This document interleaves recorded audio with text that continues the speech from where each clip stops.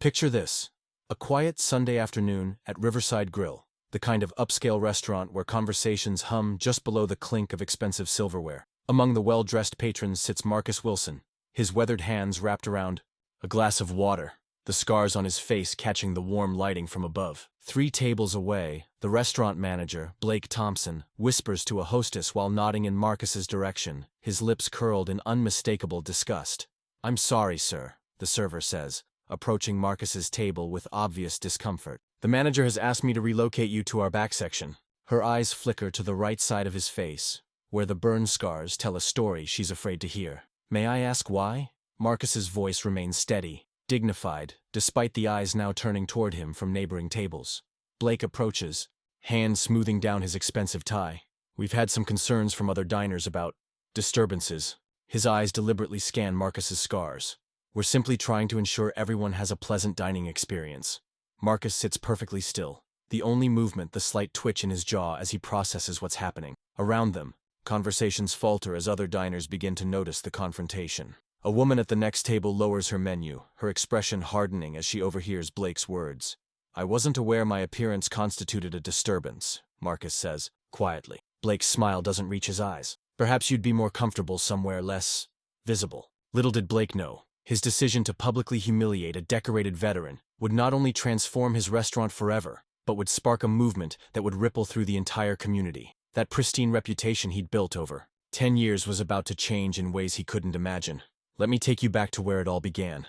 Marcus Wilson had always been the kind of man who commanded respect without demanding it. After 15 years of distinguished military service, including 3 combat tours, he'd returned home to River's Edge with a Silver Star for valor and scars that mapped the cost of that honor. The burns covered the right side of his face and part of his neck, souvenirs from pulling 2 fellow soldiers from a burning vehicle after an IED explosion in Afghanistan. Despite the stares his appearance sometimes drew, Marcus had built a good life after service. He'd used his military engineering experience to start a successful construction company that specialized in accessible home modifications for disabled veterans. His work ethic was legendary in the community. He was always the first to arrive at job sites and the last to leave, often working alongside his crews rather than just supervising. His patience with clients was remarkable. Veterans struggling with PTSD or physical limitations found in Marcus not just a contractor, but a brother who understood their challenges.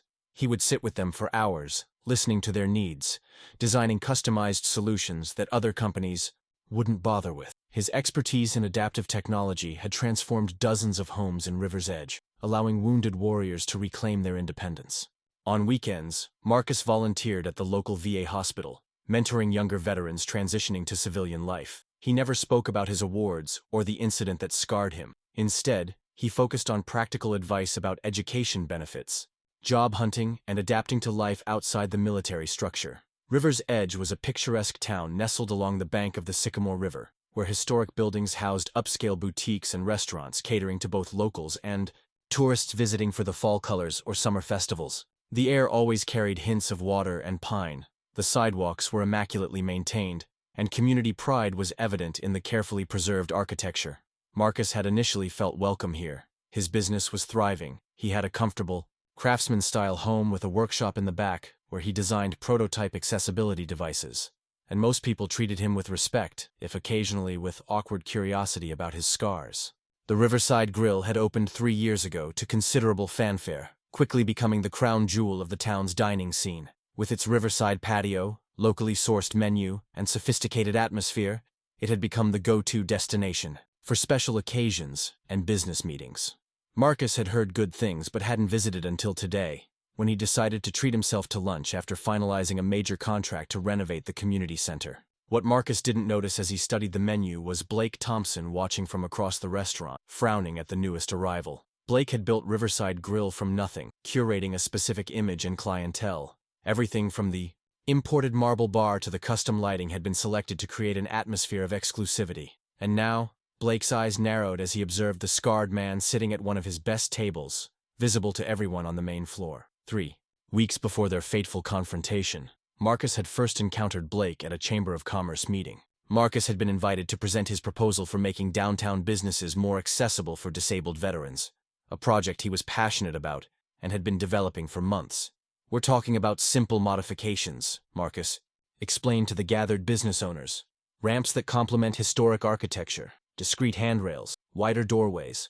My company is willing to do the work at cost for any business that participates.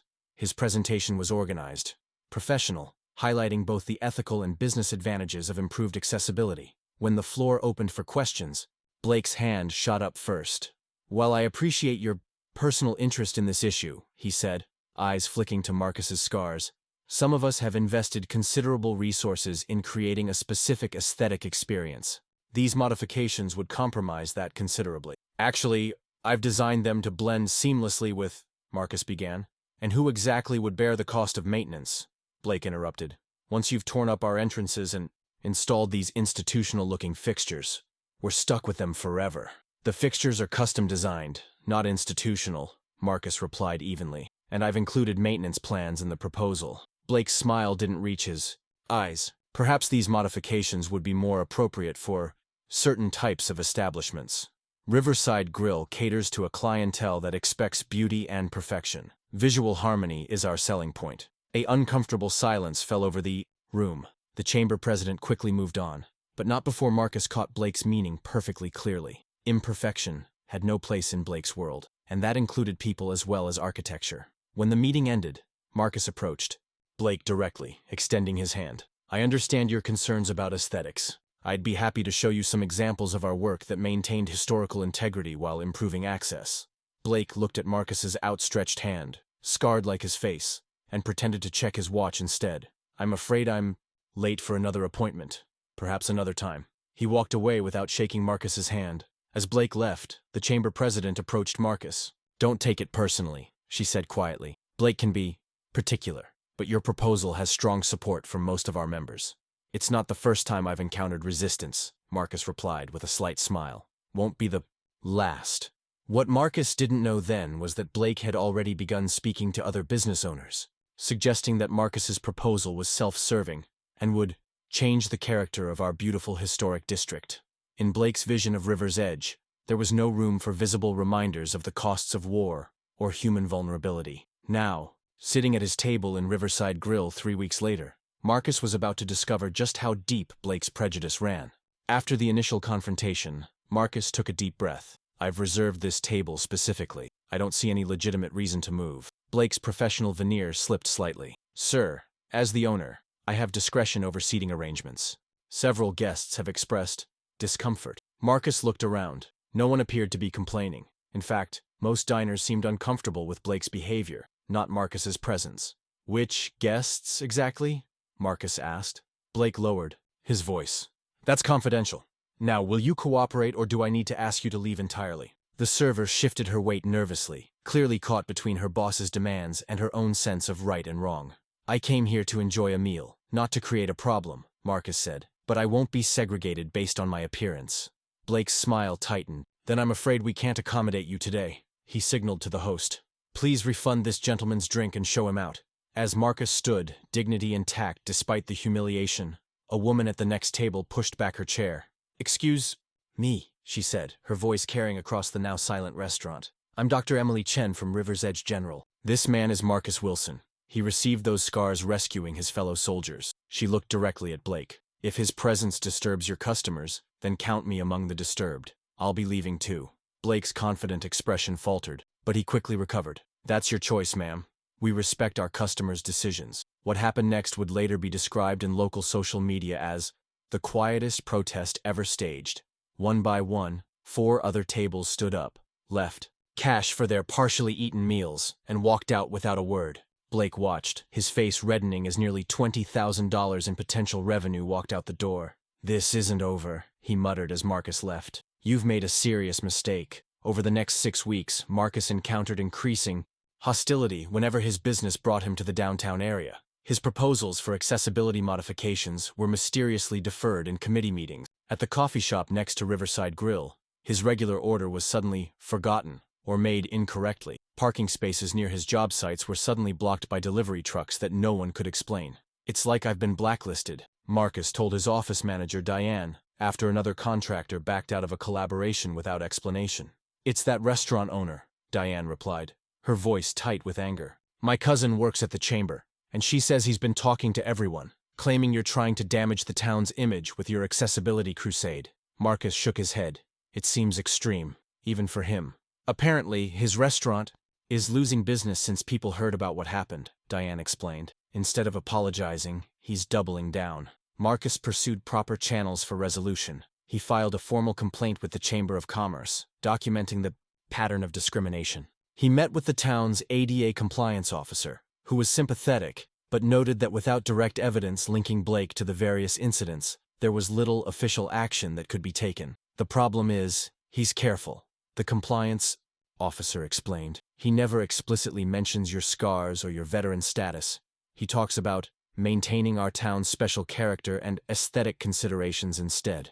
Marcus even attempted mediation through a local business dispute resolution program. Blake attended one session, spoke platitudes about misunderstandings and different perspectives, then promptly resumed his behind-the-scenes campaign. Support came from unexpected quarters.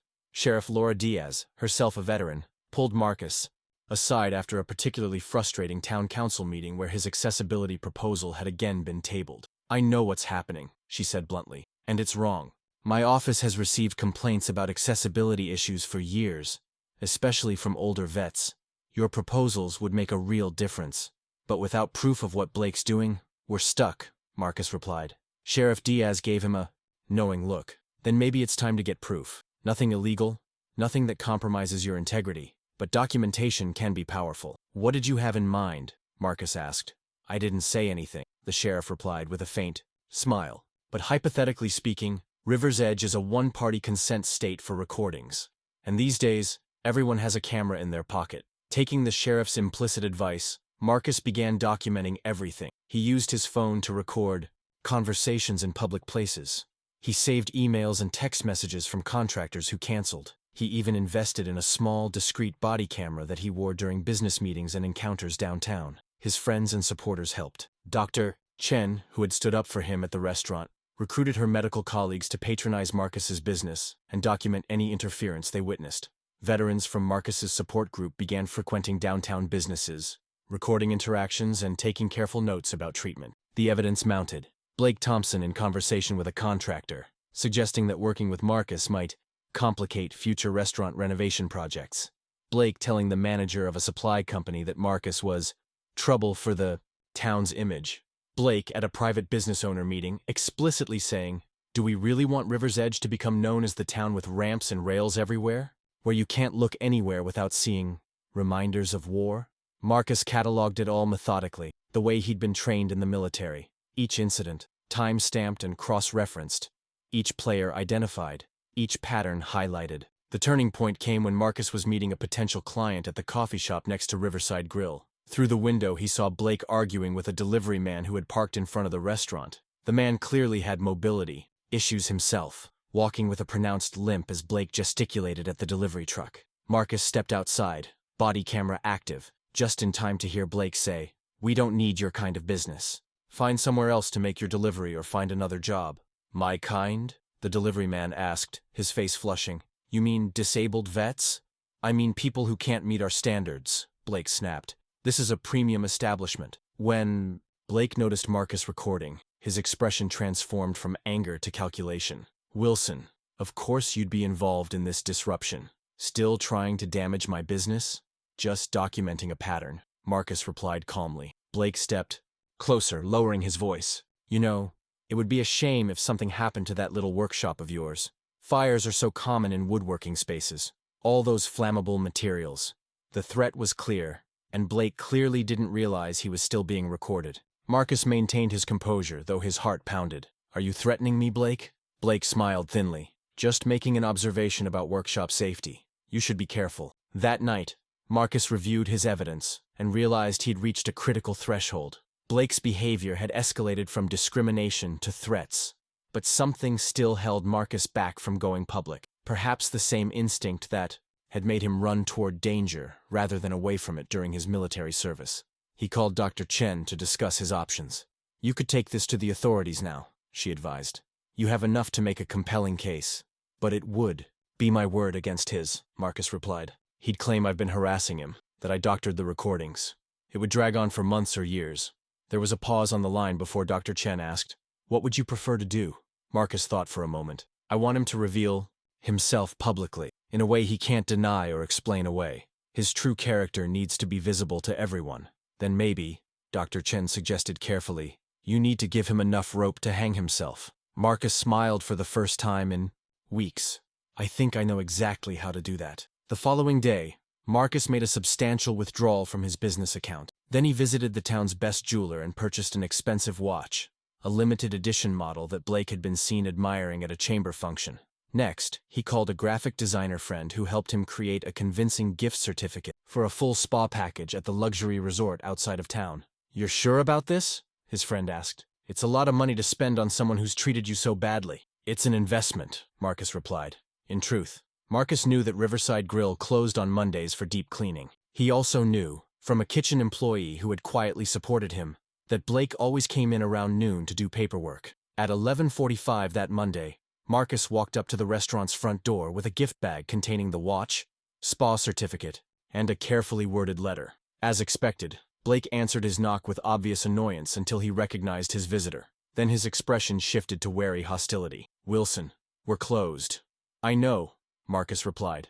I came to see you specifically. Blake's eyes narrowed. What do you want? To end this, Marcus said simply, holding out the gift bag. I'm leaving town. My business has suffered too much here, but I wanted you to know there are no hard feelings. Blake's suspicion was evident, but curiosity won out. He took the bag and peered inside, eyes widening at the watch case. What is this? He asked. A parting gesture, Marcus explained. You won. I hope it brings you satisfaction. Blake stared at him for a long moment, then stepped back. You'd better come in and explain this. Inside the empty restaurant, Blake removed the watch from its case, turning it over in his hands with obvious appreciation. This is the limited grandeur edition. There are only 50 of these in the country. I know, Marcus replied. I saw you admiring it at the chamber dinner. Blake examined the spa certificate next, then finally unfolded the letter. His eyes scanned it quickly. So you're admitting defeat, he said, a smile spreading across his face. Finally recognizing that your accessibility crusade was misguided. I'm recognizing when I'm outmatched, Marcus replied carefully. You have connections. I don't. Influence I can't counter. Blake's posture relaxed as his victory sank in. He placed the watch on his wrist, admiring how it looked. I always told the other business owners you were trouble. All that military righteousness, trying to remake our town to accommodate your special needs. His eyes flicked to Marcus's. Scars. Some things are meant to be kept out of sight. Like people with disabilities? Marcus asked quietly. Like reminders of unpleasantness, Blake clarified, his guard fully down now. Do you think people come to River's Edge to see burn? Victims and amputees? They come for beauty, for escape. Your presence, your whole campaign. It was bad for business. And that justified the threats? The sabotage? Blake waved dismissively. Business is war by other means. You should understand that, soldier boy. I did what was necessary to protect everything I've built. He admired the watch again. At least, you know when you're beaten. Marcus nodded slowly. Just one more question. Was it worth it? Discriminating against a disabled veteran, breaking disability laws, making threats, all to keep your restaurant free of people like me? Blake laughed openly now. Absolutely. Look at this place. He gestured around the elegant dining room. Do you think I built this by worrying about hurting feelings? People like you want special treatment, special accommodations, special attention. But the world doesn't work that way. The world rewards perfection, not damage. Even if that damage came from service to country? Marcus asked. Especially? Then, Blake replied, leaning forward, because you all come back expecting parades and special treatment for your sacrifice. Newsflash, nobody forced you to enlist. You chose it, you paid the price. That doesn't entitle you to change the rules for everyone else. Throughout this exchange, Marcus maintained perfect calm, even as Blake's words cut deep. What Blake didn't notice was the subtle red light on Marcus's tie clip, or the fact that Marcus had positioned himself so that Blake's face was perfectly framed against the restaurant's logo on the wall behind him. Thank you for clarifying your position, Marcus said simply. That's all I needed to know. Blake's self-satisfied expression faltered slightly. What do you mean? Marcus reached up and removed his tie clip. I'm not leaving town, Blake. And this isn't a gift. It's evidence. He held up the clip. This is a camera. It's been broadcasting our entire conversation to several interested parties, including Sheriff Diaz, the head of the Chamber of Commerce, and a reporter from the River's Edge Gazette. Blood drained from Blake's face as he registered what had happened. You're lying. Check your phone, Marcus suggested. As if on cue, Blake's phone began buzzing with notifications. With shaking hands, he pulled it from his pocket to see messages flooding in. People reacting to the live stream Marcus had just ended. "This is entrapment," Blake sputtered. "I'll sue you for recording me without consent." "River's Edge is a one-party consent state," Marcus reminded him, "and you invited me into your business for this conversation. Everything was completely legal." Blake looked down at the watch, now seeming to burn on his wrist. "You set me up. I gave you an opportunity to reveal your true character," Marcus corrected. "Everything you said came from your own heart. I just made sure people could hear it." The restaurant's front door opened, and Sheriff Diaz entered with 2 deputies. Behind her came the chamber president and the reporter Marcus had mentioned, along with several other business owners who had witnessed Blake's unfiltered honesty via the livestream. "Blake Thompson," Sheriff Diaz began formally, "I'm here to discuss multiple potential charges, including violation of the Americans with Disabilities Act, harassment, and making criminal threats." Blake backed away, looking frantically for an escape route. "This is absurd. It was a private conversation. In a public business, about business practices that violate federal law," the sheriff clarified. "Not to mention the clear threat you made yesterday about Mr. Wilson's workshop catching fire, which we now have on record." As Blake was escorted out to discuss these matters further at the sheriff's office, Marcus stood in the restaurant that had been ground zero for his humiliation weeks earlier. The chamber president approached him, visibly shaken. "Marcus, I had no idea it had gone this far. We all heard rumors, but—" She shook her head. "On behalf of the chamber, I want to apologize. And I want you to know your accessibility proposal will be fast-tracked at our next meeting." The reporter stepped forward next. "Mr. Wilson, would you be willing to give us an interview about your experience?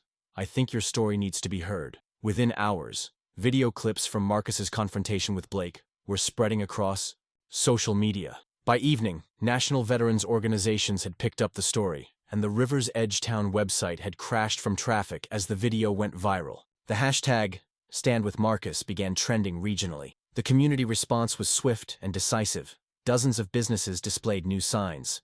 "All heroes welcome here." Veterans from surrounding counties drove to River's Edge specifically to support businesses that stood with Marcus.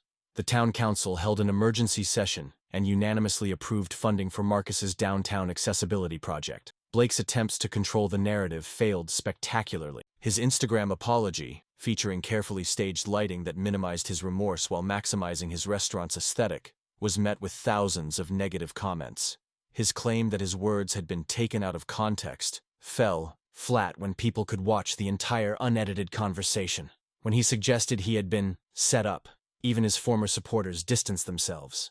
The final blow came when 3 former Riverside Grill employees came forward with their own stories of Blake's discriminatory practices, refusing to hire service staff with visible disabilities, instructing hosts to seat less attractive patrons in the back, making derogatory comments about customers from marginalized groups.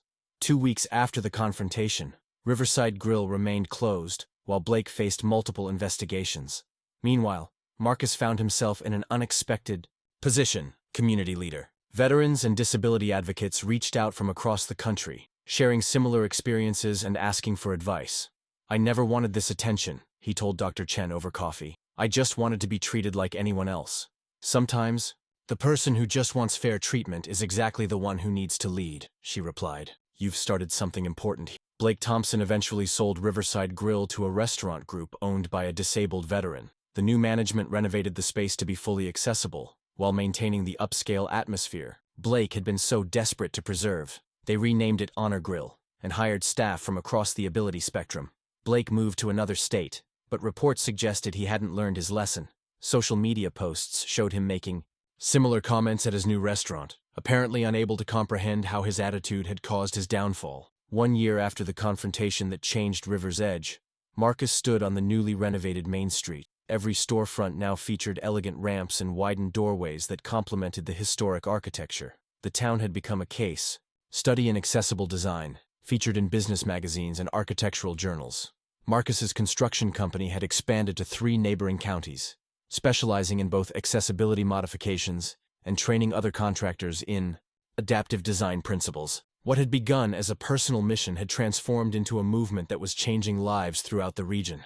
The anniversary was marked by a community celebration in the town square, where a new monument was dedicated, a simple stone bench, with the inscription, "Equal Access, Equal Dignity." Children played on the accessible playground equipment Marcus had helped design, while elderly veterans who previously couldn't navigate downtown now shopped and dined with ease. During the celebration, Dr. Chen approached Marcus. "Would you have believed a year ago that this is where we'd be?" she asked, gesturing to the transformed downtown. Marcus shook his head, watching a young man in a wheelchair effortlessly enter a shop that had once been completely inaccessible. "I just wanted a seat at the restaurant where I could be seen as a person, not a disturbance." "Instead, you changed an entire community's perspective," she replied. "And beyond, I heard from a colleague in Massachusetts who's using River's Edge as a model for their town." "It wasn't just me," Marcus insisted. "It was everyone who stood up that day at the restaurant, everyone who shared their stories afterward, everyone who chose inclusion over prejudice." "But it started with you refusing to be hidden away," Dr. Chen said. "Sometimes that's all it takes. One person who won't accept being erased." As the celebration continued around them, Marcus reflected on the journey from humiliation to transformation. The scars that Blake had found so disturbing were just the visible markers of a deeper truth, that vulnerability and strength could exist in the same person, that damage and beauty weren't opposites but companions in any life fully lived. The real victory wasn't in Blake's downfall, but in the community that had emerged stronger, more accessible, more truly beautiful than before, not despite its imperfections, but because it had finally learned to honor them. Have you ever witnessed someone standing up against discrimination? What happened when they refused to be silenced? I've found that often the most powerful moments of change begin with a single person saying, "No, this isn't right." Share your stories in the comments below. Each one reminds us that we all have the power to create change when we stand firm in our dignity and truth. If this story resonated with you, hit that like button and subscribe for more real-life stories of courage and consequence. Remember, sometimes the most important stand you can take is simply refusing to be moved. Until next time, this is where courage meets consequences.